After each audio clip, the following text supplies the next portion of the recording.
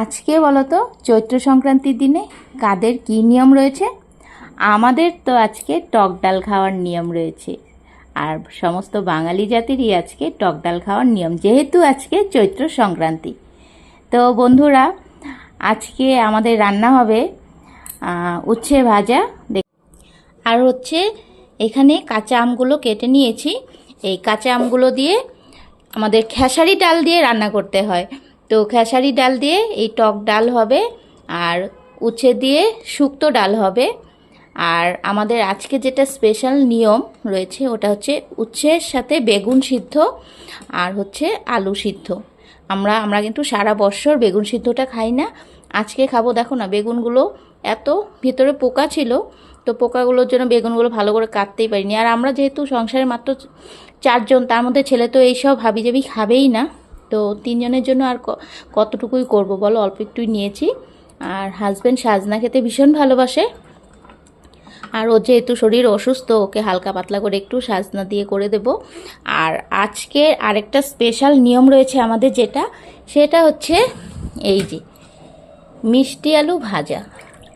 তো এই হচ্ছে মিষ্টি আলু আমি কেটে নিয়েছি সুন্দর করে, একদম তেলে ভেজে নেব খুব সুন্দর করে। এই ভাজাটা না মানে খুবই কিন্তু মোচমোচে হয় ভাজাটা, মানে খুব ভালো লাগে খেতে।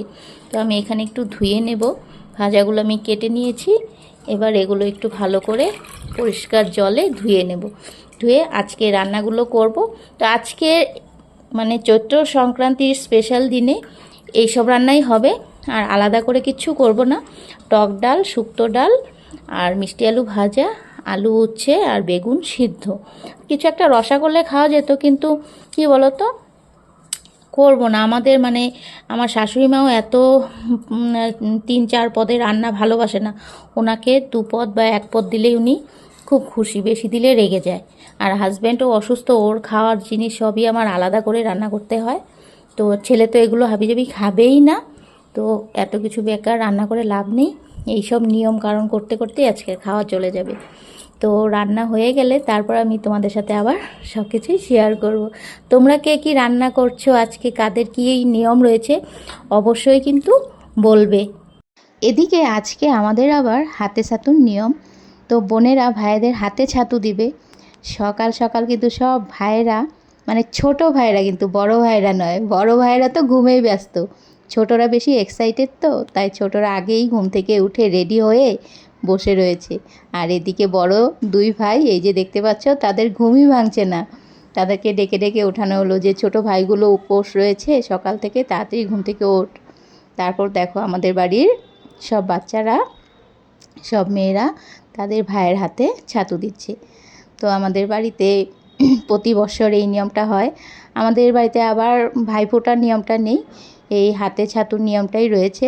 তাই সবাই এক এক করে ভাইদের হাতে ছাতু দেবে। আর সব ভাইয়েরা কিন্তু আজকে এই আমাদের বড়দির ঘরেই খাওয়া দাওয়া করবে, মানে এই যে বড় ভাস্তি এখন ছাতু দিচ্ছে ওদের ঘরেই সবার খাওয়া দাওয়ার নিমন্ত্রণ। অ্যাকচুয়ালি এখানে সবাই কাকাতো জ্যাঠাতো সব ভাই বোনেরা একসাথে রয়েছে।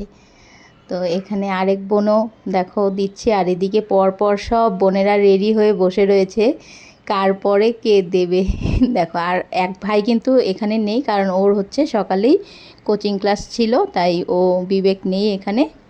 3 নম্বর ভাই যে, ও নেই, ও সকালেই চলে গেছে, তাই ও নিতে পারলো না, পরে এসে হয়তো নেবে। তো তোমাদের কাদের বাড়ি কী নিয়ম রয়েছে অবশ্যই কমেন্ট বক্সে জানিয়ে যেও। বাই।